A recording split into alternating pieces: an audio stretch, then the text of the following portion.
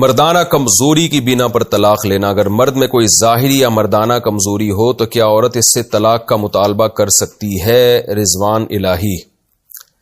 دیکھیں، مرد میں کوئی بھی عیب ہو، چاہے مردانہ کمزوری ہو یا کوئی بھی عیب ہو، کوئی بھی ایسا عیب جس کی وجہ سے عورت کو شوہر سے نفرت ہو رہی ہو اور واقعی ہو رہی ہو، تو پھر عورت کے لیے طلاق کا مطالبہ جائز ہے، مطالبے میں حرج نہیں ہے. ہاں، اس کی بیس درست ہو. بیس کا مطلب یہ کہ جیسے بخاری کی حدیث ہے کہ حضرت جمیلہ بنت ثابت رضی اللہ عنہا بہت خوبصورت تھی، ان کی شادی ہو گئی، ان کے شوہر شکل کے بالکل بھی ان کے لحاظ سے بالکل بھی اچھے نہیں تھے، تو انہوں نے دیکھا نہیں تھا. شادی کے بعد بہت زیادہ پریشان ہوئی، نبی کی خدمت میں آ کے عرض کیا کہ میں نہیں رہ سکتی ان کے ساتھ، مجھے اپنے شوہر سے بالکل محبت نہیں ہے. تو آپ صلی اللہ علیہ وسلم نے ان کے شوہر کو مشورہ دیا کہ ان کو طلاق دے دو. تو اس سے پتہ چلتا ہے اگر واقعی شوہر میں کوئی بھی عیب ہے جس کی وجہ سے عورت کو اس سے نفرت ہو رہی ہے اور واقعی عیب ہے، عیب میں یہ بات بھی داخل ہے کوئی جسمانی عیب ہو یا کوئی سیکچول کوئی ویک ہے، کوئی کمزور ہے، عورت کی ڈیزائرز پوری نہیں کر رہا، تو یہ بھی عیب میں داخل ہے. تو طلاق کا عورت کو مطالبے کا حق ہے، لیکن صرف مطالبے کی حد تک حق ہے. اتنا نہیں ہے کہ عورت شوہر اگر طلاق نہ دے تو خود سے وہ اپنے اوپر طلاق واقع کر لے یا کورٹ سے جا کے طلاق لے لے، یہ نہیں ہے. تو شوہر اگر دے دے تو ٹھیک ہے، نہیں دے تو پھر اسی کے ساتھ نباہ کرے، پھر اسی سے محبت کرنے کی کوشش کرے. تو حضرت ثابت انصاری رضی اللہ تعالی عنہ نے دے دی تھی تو حضرت جمیلہ کو طلاق ہو گئی، نہ دیتے تو نہیں ہوتی. تو مطالبہ کوئی معقول بیس پر کیا جا سکتا ہے. پھر شوہر کی مرضی چھوڑ دیتا ہے تو ٹھیک ہے، نہیں چھوڑ دیتا تو پھر عورت اسی کے ساتھ نباہ کرے.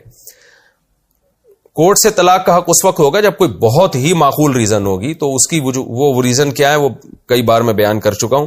اس کے بغیر صرف جو چھوٹی چھوٹی باتوں پر آج کل طلاقوں کا مطالبہ کیا جا رہا ہے وہ ٹھیک نہیں ہے. باقی کمزوری ایک الگ چیز ہے. اگر کوئی مرد بالکل ہی نامرد ہے، یعنی وہ شادی سے لے کے اب تک 1 سال گزر گیا، 6 مہینے گزر گئے، ایک بار بھی ہم بستری کر ہی نہیں سکا ہے، تو پھر عورت کو طلاق کا حق ہے کہ کورٹ سے وہ طلاق لے بھی سکتی ہے. اور لینی چاہیے کہ نہیں چاہیے تو اس میں پھر شریعت کا کہ ترغیبی حکم یہی ہے کہ لے لینی چاہیے. اس کی وجہ یہ ہے کہ نکاح کا جو بنیادی مقصد ہے اسلام نے جو بیان کیا وہ اولاد ہے، توالد و تناسل. تو نبی صلی اللہ علیہ وسلم نے صحابی کو ایسی عورت سے بھی منع کیا، نکاح سے منع کیا جن کی اولاد نہیں ہو سکتی تھی. تو یہی حکم عورت کے لیے بھی ہے کہ جس مرد کے اولاد نہ ہو سکتی ہو تو بہتر یہی ہے کہ اس سے طلاق لے لی جائے. لیکن یہ کوئی واجب حکم نہیں ہے. اگر عورت کو اپنے شوہر سے محبت ہے اور نہیں لینا چاہتی طلاق تو بھی رہ سکتی ہے وہ. اور لیکن اگر مردانہ لحاظ سے شوہر میں بالکل بھی قوت نہیں ہے، وہ کر ہی نہیں سکتا، تو پھر مستحب بھی ہے کہ وہ طلاق لے لے. بہتر یہی ہے کہ وہ طلاق لے. وجہ اس کی یہ ہے کہ عورت کو پھر بعد میں فتنوں میں پڑنے کا اندیشہ ہے. یہ ممکن ہے کہ کل اس کی ڈیزائرز بڑھتی چلی جائیں اور وہ غیر مردوں سے ناجائز تعلقات قائم کرنا شروع کر دے. بلکہ مرد ہی کو چاہیے کہ ایسے صورت میں خود سے اس عورت کو چھوڑ دے تاکہ اس کی زندگی تباہ نہ ہو. ایسے واقعات ہمارے سامنے آئے ہیں کہ مرد بالکل نامرد تھا، عورت نے اس کے ساتھ وفا کی اور اپنی جوانی پوری برباد کر دی اس نے، لیکن اس کی وفا کا اس کو اچھا صلہ نہیں ملا. تو چند سالوں کے بعد مرد کو اپنی بیوی کے بارے میں شکوک و شبہات پیدا ہونا شروع ہو گئے. کہ تو یہ شیطان کو بہت سارے موقع ملتے ہیں. تو اگر بالکل ہی کوئی نامرد ہے اور علاج بھی نہیں ہو سکتا تو پھر ایسی صورت میں بہتر یہی ہے کہ اس سے علیحدگی کا مطالبہ کیا جائے.